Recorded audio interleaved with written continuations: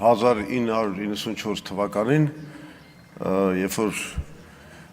պետական այցով Լևոն Տեր-Պետրոսյանը գտնվում էր Վաշինգտոնում, այնտեղ մի ընդունելություն եղավ Բիլ Քլինթոնի կողմից տրված, Բիլ Քլինթոնի ձայնը խզված էր եւ նա պատվիրակեց այդ ելույթը իր կնոջը, ինձ մոտ էլ այսօր ձայնս խզված, բայց քանի որ կինս մի քիչ ջերմ տենց շատ զգացմունքներ չի տածում ներկա ազգային ժողովի նկատմամբ, ես ստիպված պետք է ինքս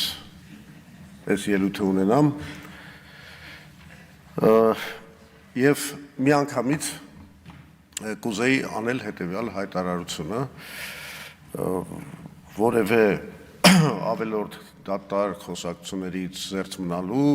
տարբեր մեկնաբանություններ, բամբասանքներ եւ ասեկոսերներ հերքելու համար միանգամից հայտարարում եմ, որ Հայ ազգային կոնգրեսը չի պատրաստվում դաշինք կամ միասնական քաղաքական շարժում կազմել ոչ Ռոբերտ Քոչարյանի, ոչ էլ Սերժ Սարգսյանի ղեկավարած քաղաքական ուժերի հետ։ Հիմա ասենք բուն թեմային։ Ինչու պետք է հեռացվի եւ արդյոք պետք է հեռացվի Փաշինյանը։ Դե գիտեք ինչ, Նիկոլի կառավարման 7.5 տարիները նշանավորվել են հայ ժողովրդի համար աղետալի հետևանքներով։ Ես հիմա չեմ ուզում անդրադառնամ ներքին կառավարման բնագավառում իր բոլոր ձախողումներին, նկատի ունեմ եւ Հյուսիս-Արավ ավտոմոբիլային ճանապարհի կառուցման այդ աշխատանքների ձախողումը ընդամենը 20%-ն է արված այդ ճանապարհի,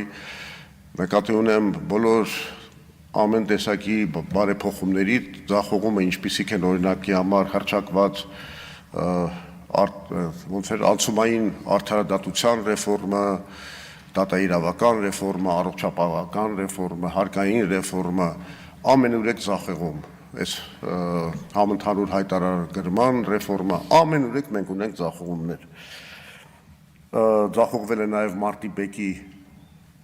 գործի բացահայտման գործընթացը, ձախողվել է կոռուպցիոն բացահայտումների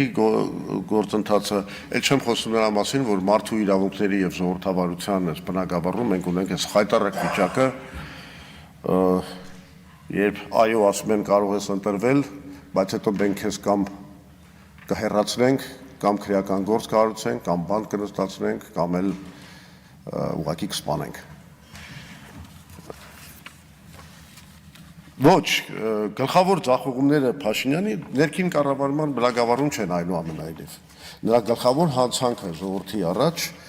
եւ գլխավոր ձախողումը դա այն է, որ ինքը կործանեց հայ ժողովրդի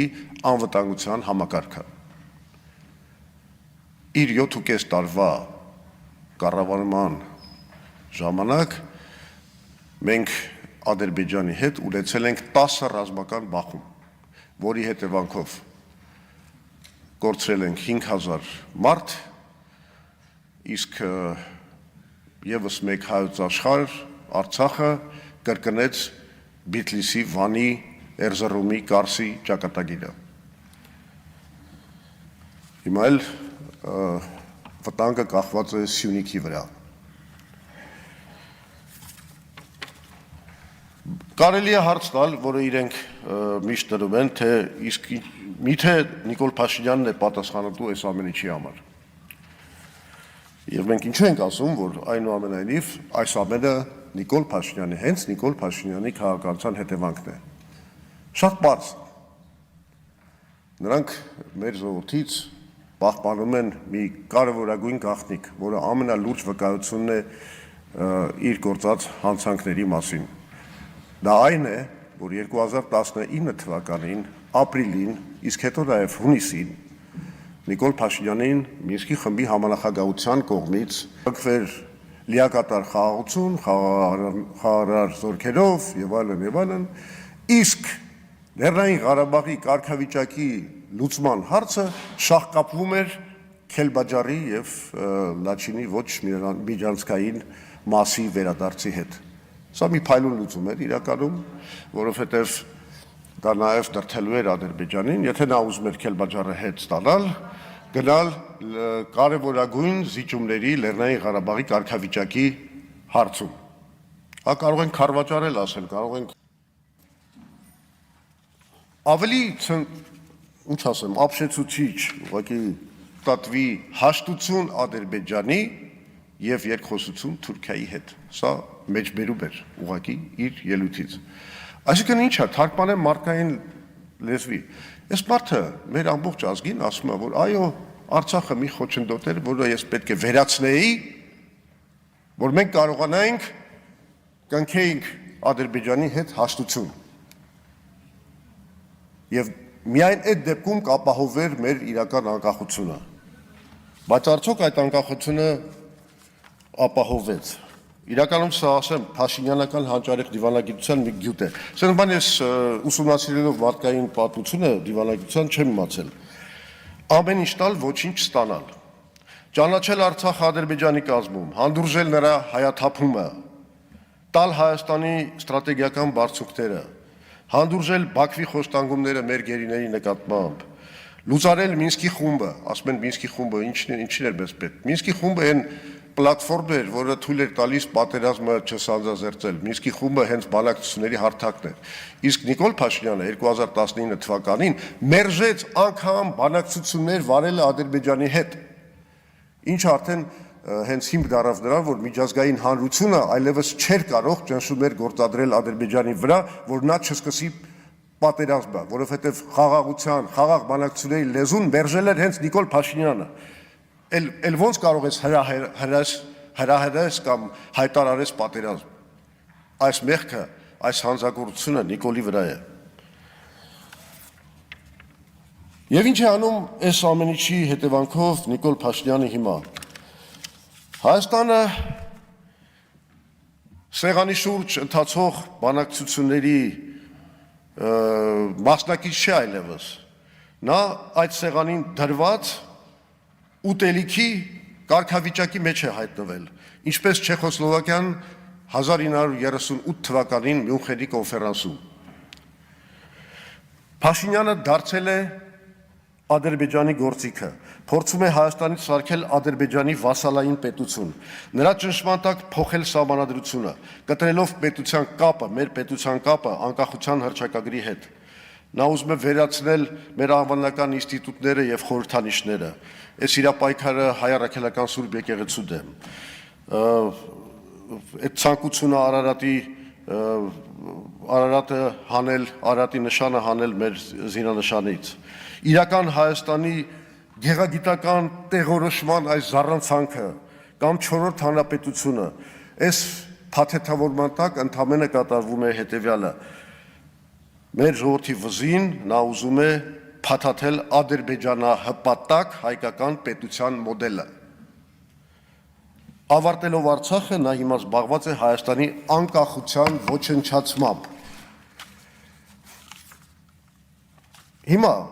անցնենք բուն հարցին, այսինքն նրա հանցանքները պարզ են,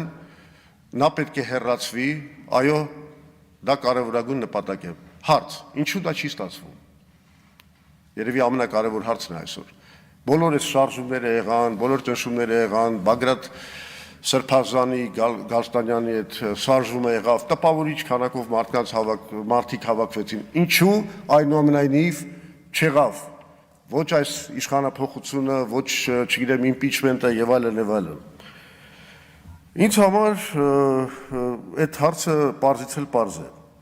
Մեր ժողովուրդը կներեք չի ցանկանում շնից փախնել, գելի բերան ընկնել։ Միջև ինքը իր առաջ չտենա մի լուրջ առաջնորդություն, համաժողովրդական շարժում, որոնց լիդերներին նա վստահում է, որոնք ունեն Հայաստանի վերափոխման լրջագույն ծրագիր եւ տեսլական,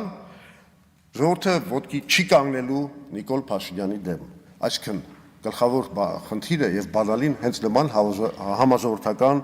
շարժման ստեղծումն է։ Ուրեմն ինչ է պետք անել։ Պետք է մենք ունենք երկու րոպե էլի խնդրում եմ։ Մենք ունենք համաժողովրդական շարժման ստեղծման ծրագիր, որը պետք է լուծի այս խնդիրները։ Փոխի մթնոլորտը երկրում, մոբիլիզացնի մեր ժողովրդին, դառնա նրա երազանքների կրողը, մշակի մեր ինքնությունը հարգող խաղաղության հաստատման իրատեսական ծրագիր։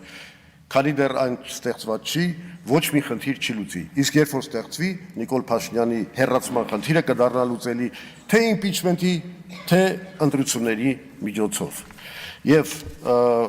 մեր իրական խաղաղության հաստատման ծրագիրը պետք է իր մեջ մեր կարծիքով ներառի BRICS երկրների ներգրավմամբ Երևանը Մեղրիի հետ կապող երկաթուղու կառուցումը, որը Հայաստանը կազատի Ադրբեջանից միակողմանի կախվածությունից, կդնի ռեգիոնում իսկական աշխարհաքաղաքական բալանսի վրա հիմնված խաղաղության հիմքերը։ Մենք կարծում ենք, որ ստեղծվելիք համաժողովրդական շարժման մեջ ընդգրկվող իրատեսական, քաղաքական ուժերի եւ հանրային անձանց ծրագրային պլատֆորմի մեջ հյուսիս-հարավ երկաթուղու ստեղծված նախագիծը կարող է դառնալ բոլորիս միավորող ազգային ծրագրի հիմնարար դրույթներից մեկը եւ խոստանում ենք շատ շուտով կազմակերպել այդ նախագծի հանրային քննարկումը։ Շնորհակալություն։ Մի հատ էլ կարգախոս ասեմ վերջում գնամ էլի։ Մեր քաղաքական որոշ գոլեգանքարը պայքար